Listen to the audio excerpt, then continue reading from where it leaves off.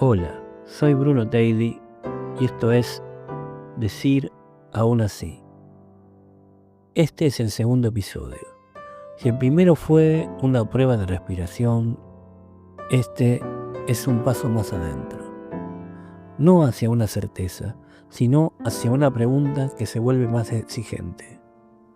Hoy no voy a hablar de un poema, sino de aquello que lo hace posible, o al menos de aquello que solemos invocar cuando intentamos explicarlo. Harold Bloom, uno de mis autores favoritos, escribió una frase que me acompaña desde hace tiempo. La conciencia es la materia del poeta. No es una afirmación menor. Dice en pocas palabras que la poesía no se escribe solo con palabras, ni siquiera con emociones, sino con un determinado estado del ser frente a sí mismo y frente al mundo. Como escritor o como alguien que escribe, esa frase me incomodó. Y cuando una idea me incomoda, pide ser pensada. Este episodio nace de esa incomodidad. Antes de aceptar o rechazar la afirmación de Harold Bloom, es necesario detenerse en la palabra conciencia. En su uso cotidiano, conciencia suele asociarse a lo moral, saber distinguir entre el bien y el mal, juzgar los propios actos, orientarse éticamente en la realidad.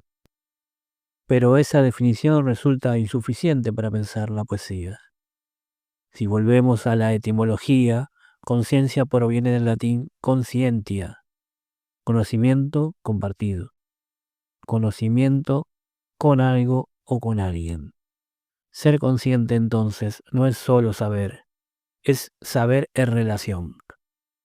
Desde el psicoanálisis, la conciencia aparece como una cualidad psíquica, un nivel de organización que nos permite percibir, ordenar y responder al mundo.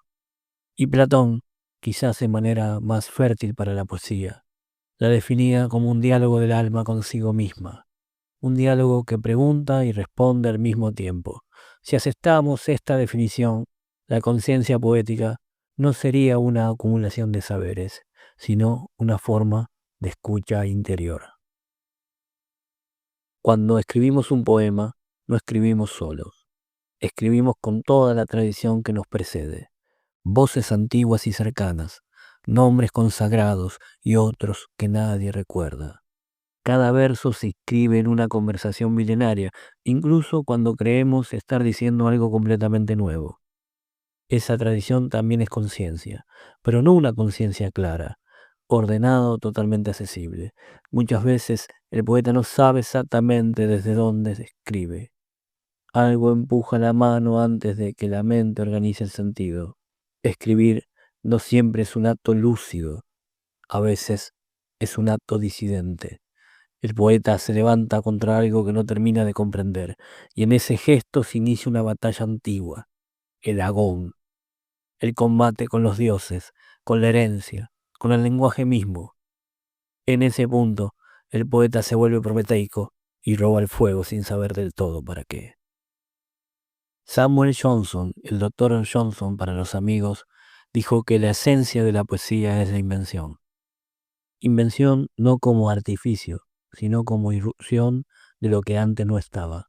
Si Harold Bloom habla de la conciencia y el doctor Johnson de la invención, podríamos pensar que ambos señalan el origen de la poesía. Pero hay un riesgo, creer que el poema puede explicarse mediante un método. El poeta rara vez está seguro de lo que escribe. Duda, vacila, se contradice, como el Cristo del Evangelio de Marcos, pregunta y no recibe respuesta inmediata.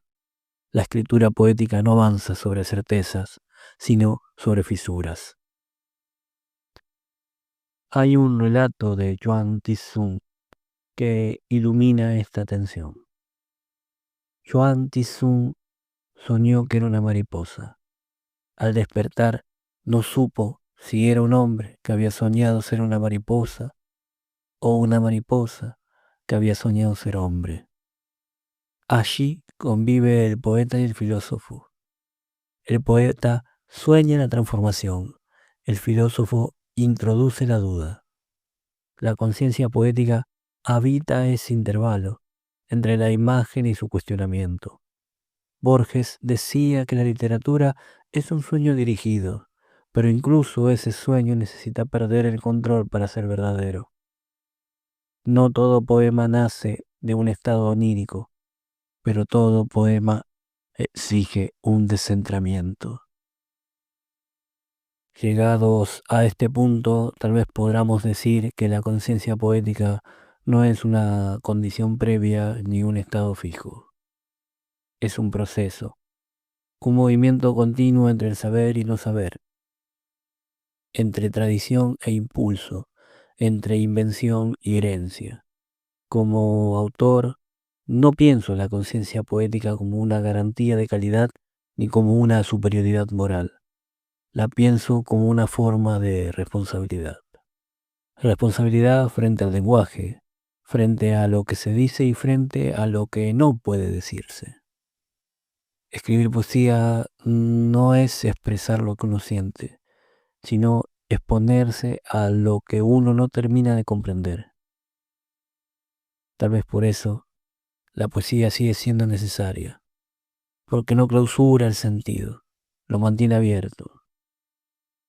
Y en tiempos que exigen definiciones rápidas y opiniones cerradas, esa apertura es quizás su gesto más radical.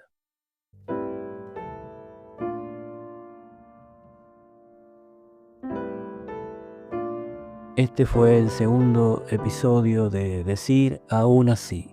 Soy Bruno Teidi y como digo habitualmente, si algo de esta reflexión quedó vibrando, te incomodó o quedó inconcluso, entonces la voz cumplió su función.